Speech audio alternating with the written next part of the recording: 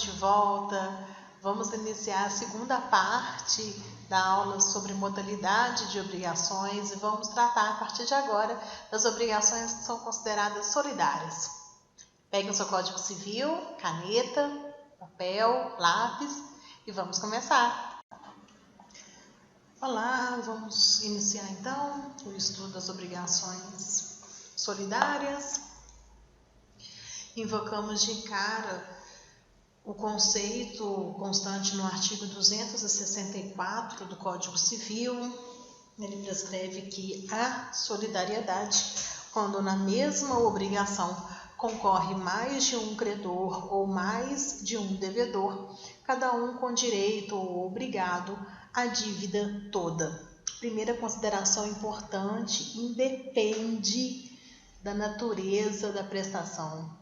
Se for um objeto divisível, se for um bem indivisível, independentemente do tipo de prestação, se essa obrigação foi firmada como sendo obrigação solidária, ela só se resolve com o pagamento de toda a prestação, de todo o objeto em sua integralidade. Temos então como características a pluralidade de sujeitos, a multiplicidade de vínculos e uma unidade de prestação. Unidade de prestação porque o credor pode exigir a dívida toda, e unidade de prestação porque os devedores deverão entregar a sua totalidade. Bom, vamos continuar então tratando da importância da solidariedade. A importância desse instituto, ele surge como como um modo de assegurar o cumprimento da obrigação, reforçando e estimulando o pagamento do débito. Por que isso? Porque caso o pagamento do débito principal não se concretize, não seja efetuado, o credor poderá, por exemplo, invocar o responsável solidário. São fiador e solidariedade são institutos diferentes, mas o contrato de fiança é por si só, pela própria natureza jurídica, uma obrigação solidária. Algumas considerações importantes que vão te auxiliar, vão te ajudar na resolução de exercícios, de questionamentos que porventura envolvam essa disciplina. A solidariedade, ela nunca se presume. Ela sempre é resultado da lei ou da vontade das partes. Ela pode ser, inclusive, colocada em testamento, num contrato. Artigo 265, a solidariedade não se presume, resulta da lei ou da vontade das partes. Para o Código Civil, então, existem duas espécies de solidariedade: ativa, credores, e passiva, devedores. Tem que corrigir o slide aí, vamos colocar aí então no seu material. Existem duas espécies de solidariedade. E aí, antes da gente continuar o estudo da solidariedade, é importante sabermos que solidariedade é uma coisa, indivisibilidade, que são aquelas obrigações indivisíveis que nós estudamos na aula passada, são institutos diferentes. A solidariedade tem uma característica que é cada devedor solidário pode ser compelido a pagar sozinho a dívida inteira, por ser devedor do todo. Lá na indivisibilidade, o devedor só deve a sua quota-parte. Ele pode ser compelido ao pagamento da totalidade do objeto somente porque é impossível fracioná-lo. Nós falamos isso na última aula.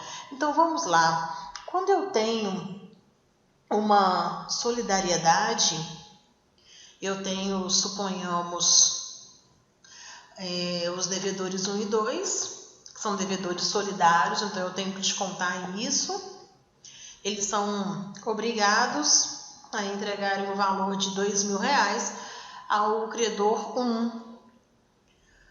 A pecúnia, esse valor, é um bem divisível, mas, por ser uma obrigação solidária na modalidade de solidariedade passiva, o devedor 1, ele é obrigado a entregar a dívida toda, o valor todo.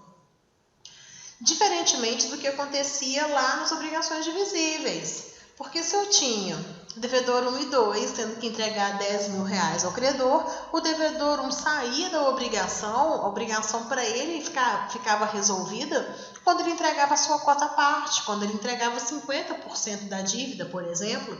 Então, ele pagando a quantia de R$5.000, ele já se desobrigava e já saía daquela relação jurídica, coisa que não acontece na obrigação solidária. Um outro ponto importante é que, mesmo que a obrigação, e aí precisamos corrigir aí, mesmo que a obrigação venha a se converter em perdas e danos, continuará indivisível o seu objeto, no sentido de que não se dividirá entre todos os devedores ou todos os credores, porque a solidariedade decorre da lei ou da vontade das partes, e independe da divisibilidade ou indivisibilidade do objeto. Quanto à indivisibilidade, perdia a qualidade de indivisível, e nós vimos isso, a obrigação que se resolvia em perdas e danos. Vimos também que somente os devedores culpados arcam com o pagamento das perdas e danos, sendo todos culpados, todos pagam, sendo um apenas, somente aquele paga perdas e danos e todos são responsáveis pelo equivalente. Na solidariedade, a gente virá, na verdade, que a solidariedade recai sobre as próprias pessoas. Lá na indivisibilidade, a indivisibilidade recaía sobre o objeto. Então, aqui ela recai sobre o objeto, enquanto na solidariedade ela o é considerado por serem as pessoas solidárias. Vamos tratar então na aula de hoje apenas um instituto, porque em decorrência da complexidade do conteúdo, a gente vai tratar apenas da solidariedade passiva. Vamos tratar então da prestação divisível na solidariedade passiva. Eu tenho devedor 1, tenho devedor 2. Eles são obrigados a fazer a entrega da quantia de R$1.000 ao credor. Se o devedor 1 pagar o valor de R$500, a sua obrigação ainda continua. Eis que, por ser devedor solidário, ele é responsável pelo todo. Veja bem, se as partes renunciarem àquela solidariedade por mera liberalidade é uma coisa. Mas aqui o que eu estou te contando é que o devedor 1 ele sai dessa obrigação quando ele entrega a quantia de R$500 ao credor. Reza a interpretação do artigo 275 do Código Civil. O credor tem direito a exigir e receber de um ou de alguns dos devedores parcial ou totalmente. Ainda continuando, vamos estudar os efeitos da morte de um dos devedores, como que isso se opera. Temos então uma prestação indivisível, eu tenho o devedor 1, tenho o devedor 2, tenho um veículo que precisa ser entregue a um credor. Esse devedor 1 falece e ele deixa 2 herdeiros, o herdeiro 1, o herdeiro 2, e aqui no nosso exemplo, para facilitar, cada um é responsável, cada um tem como parte na herança no percentual de 50%. Se o devedor 1, que é solidário, falece, deixando 2 herdeiros, cada um será obrigado pela dívida toda. Então vamos lá. O credor pode cobrar o veículo do herdeiro 1? Pode.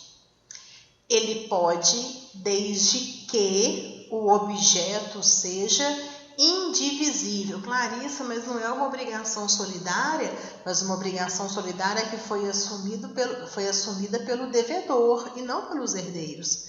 Então, eles vão pagar a totalidade apenas se for indivisível.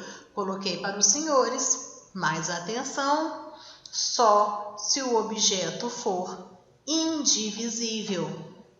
Vamos, portanto, à leitura do artigo 276 do Código Civil. Primeira parte. Se um dos devedores solidários falecer, deixando herdeiros, nenhum destes será obrigado a pagar, senão a cota que corresponder ao seu quinhão hereditário, a parte finalzinha, salvo se a obrigação for indivisível. Então, sendo obrigação indivisível, os herdeiros vão pagar a totalidade. Vão pagar a totalidade porque são solidários? Não. Vão pagar a totalidade porque o objeto é indivisível. Continuando, a gente está quase chegando ao fim. Efeitos da morte de um dos devedores solidários, sendo a prestação divisível. Temos, portanto, um credor que ele deverá receber a quantia de R$2.000 dos devedores que são solidários, devedor 1 e devedor 2. Todavia, o devedor 1 acaba falecendo e ele deixa 2 herdeiros, o herdeiro 1 e o herdeiro 2. Se o devedor 1, que é solidário, falece deixando 2 herdeiros, cada um só será obrigado a pagar a cota que corresponder ao seu quinhão hereditário.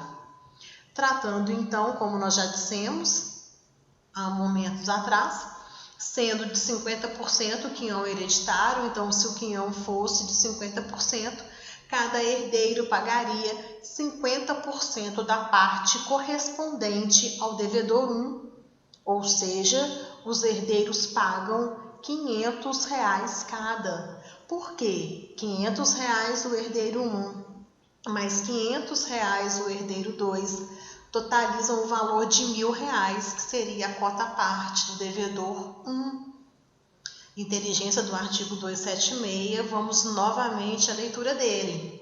Se um dos devedores solidários falecer deixando herdeiros, nenhum destes será obrigado a pagar, senão a cota que corresponder ao seu quinhão hereditário, salvo se a obrigação for indivisível. Senhores, já estudamos então as obrigações cumulativas. Nós vimos que as obrigações cumulativas, elas são assim consideradas porque eu tenho a entrega de 2 prestações, eu tenho uma e outra. Vimos as obrigações alternativas, eu entrego uma ou outra. Vimos a obrigação facultativa e ela vem com o verbo facultar. Então, eu tenho que entregar um objeto, uma obrigação simples, facultando-lhe a entrega de outro e assim cumprindo a obrigação. Vimos o que acontece quando a obrigação alternativa ela é descumprida. Eu preciso saber, antes de se chegar no resultado, é necessário que se saiba a quem pertencia a escolha, se a escolha era do credor ou se a escolha era do devedor, porque sendo do devedor, uma obrigação, uma prestação se perdendo, se tornando impossível, subsiste o débito na segunda. Se as duas se perdem, eu preciso analisar se isso aconteceu com ou sem culpa. Sendo sem culpa, a obrigação se resolve. Sendo com culpa, o devedor paga aquela que por último se impossibilitou, mais perdas e danos. Vimos também que essa obrigação alternativa, a escolha poderá cair em cima do credor. Então, o credor escolhe qual objeto ele quer. E aí, perdendo-se o objeto, ambos os objetos, ele pode escolher. Olha, eu vou querer o valor da prestação A ou o valor da prestação B. Tendo culpa, ele pode receber perdas e danos. A gente viu também que as obrigações alternativas pode haver a escolha do credor e a perda de um objeto apenas. E aí, com isso, o credor que vai decidir se ele vai querer o objeto subsistente, a prestação subsistente, ou aquela que se perdeu, e aí, neste último caso, ele terá direito às indenizações por perdas e danos. Vimos também as obrigações solidárias. Desculpa, antes das solidárias, vimos as obrigações divisíveis e indivisíveis. Estudamos que os bens divisíveis são aqueles que, apesar de serem fracionados, não há diminuição ou perda da sua substância, valor econômico. Ao contrário, isso não se opera aos bens que são indivisíveis. Vimos também que essa indivisibilidade tem uma parte importante quando eu tenho um devedor, um ou mais, na verdade, né? Mas o que me importa aqui é a pluralidade de credores para esse exemplo que eu vou te dar. Então, se eu tenho um devedor que deverá entregar um bem indivisível a 3 credores pelo 260 do Código Civil, ele tem 2 formas de resolver isso. Ou ele entrega o bem aos 3 conjuntamente, eis que a natureza dele, ou por convenção ou por força de lei, é indivisível.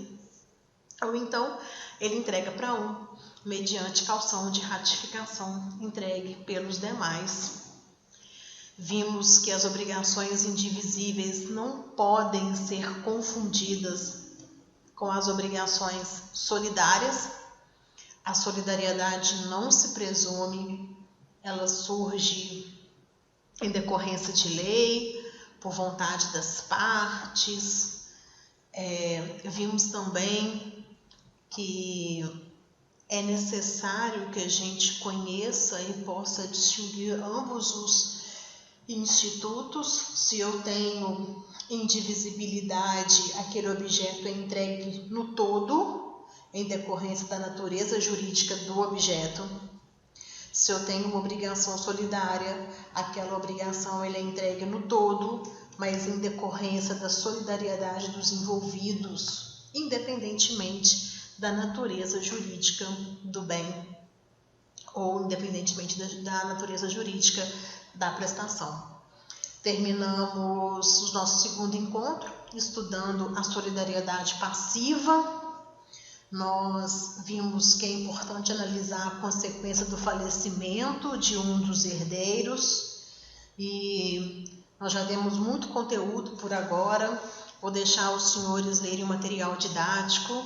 Eu já tinha postado no início do semestre um material, então eu recortei a parte pertinente às aulas dessa semana, dessa primeira semana de aula remota.